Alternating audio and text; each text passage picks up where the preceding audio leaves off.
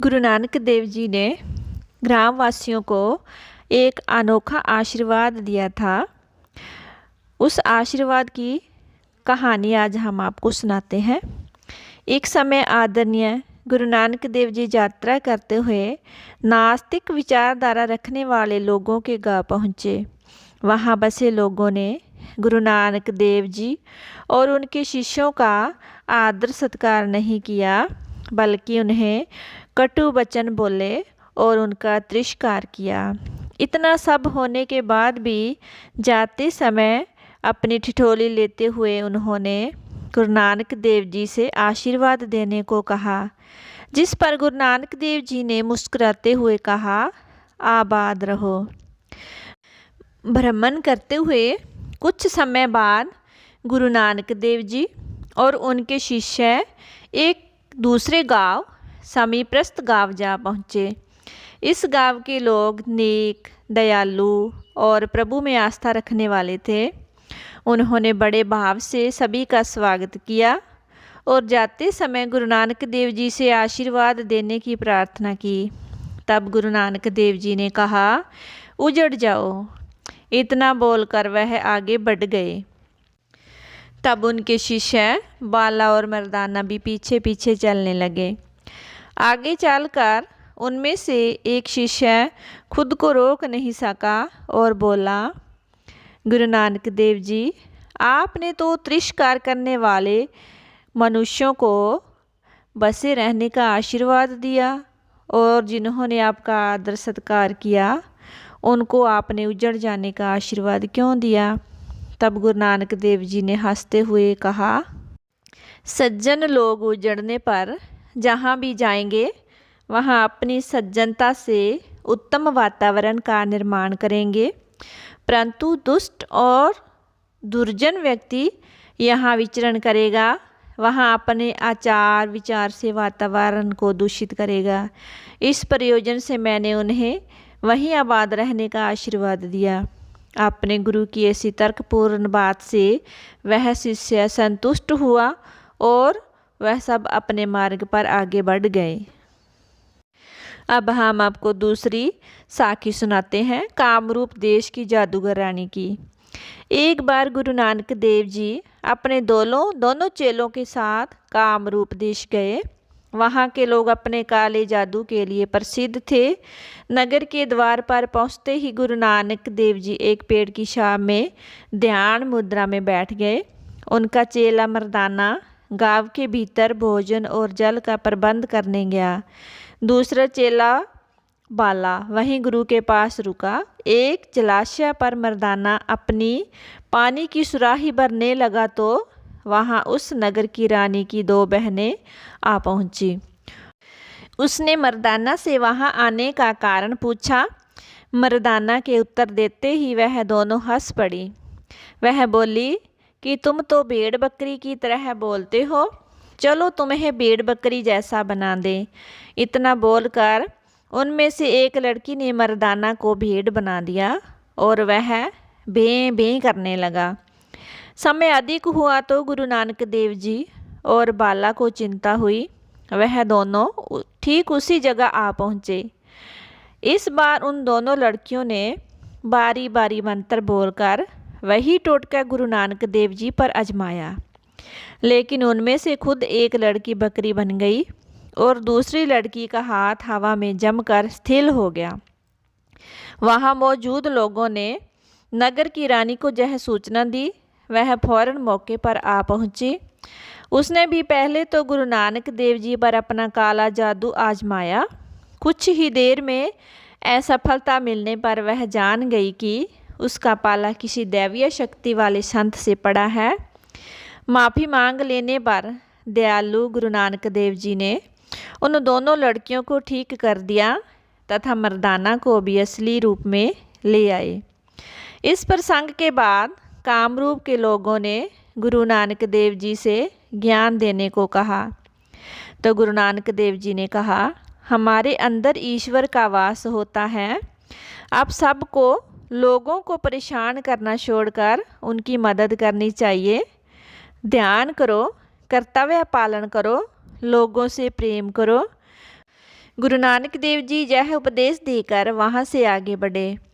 उसके बाद कामरूप देश एक प्रसिद्ध आध्यात्म केंद्र बना। अब हम आपको एक और कहानी सुनाते हैं, ईमानदारी की रोटी। एक समय गुरु नानक देव जी और उनका चेला मर्दाना अमीनाबाद गए। वहाँ पर एक गरीब किसान लालू ने उन्हें भोजन के लिए आमंत्रित किया। उसने यथाशक्ति रोटी और साग इन दोनों को भोजन के लिए दिए। तभी गांव के अत्याचारी जमींदार मलिक बागू का सेवक वहां आया।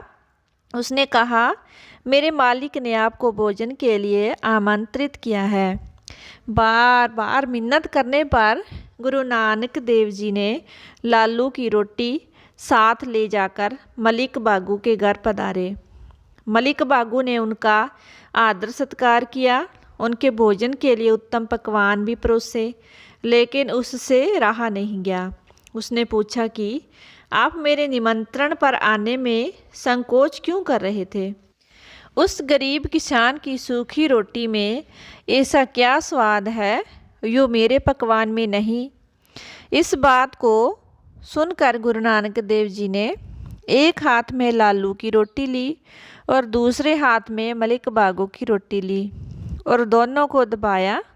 उसी वक्त लालू की रोटी से दूध की धार बहने लगी, जबकि मलिक बागू की रोटी में से रक्त की धार बह निकली। गुरु नानक देव जी बोले, भाई लालू के घर की सूखी रोटी में प्रेम और ईमानदारी मिली हुई है। तुम्हारा धन अप्रामाणिकता से कमाया हुआ है। इसमें मासूम लोगों का रक्त सना हुआ है, जिसका यह प्रमाण है। इसी कारण मैंने लालू के घर का भोजन करना पसंद किया। यह सब देखकर मलिक बागू उनके पैरों में गिर गया और बुरे कर्म त्याग कर अच्छा इंसान बन गया। अब हम आपको एक चौथी और कहानी सुनाते हैं, उड़ती हुई चटाई। अपने दोनों चेलों के साथ गुरु नानक देव जी श्रीनगर कश्मीर यात्रा पर गए। वहाँ लोग गुरु नानक देव जी की सरलता से परिचित थे। एक दिन गुरु नानक देव जी वहाँ लोगों से भेंट करने के लिए आए तो हजारों लोगों की भीड़ उमड़ पड़ी। श्रीनगर में उस समय एक पंडित हुआ करता था जिसका नाम ब्रहादास था। दैवी उपासना और आराधना में प्रवीण होने पर उनके पास कई असाधारण सिद्धि थी। अपना कौशल दिखाने के लिए ब्रहादास उड़ती चटाई पर सवार होकर गुरु नानक देव जी के पास पहुँचे। उस स्थान पर पहुंचकर देखा तो लोगों का जमावड़ा था, लेकिन गुरु नानक देव जी कहीं नजर नहीं आ रहे थे।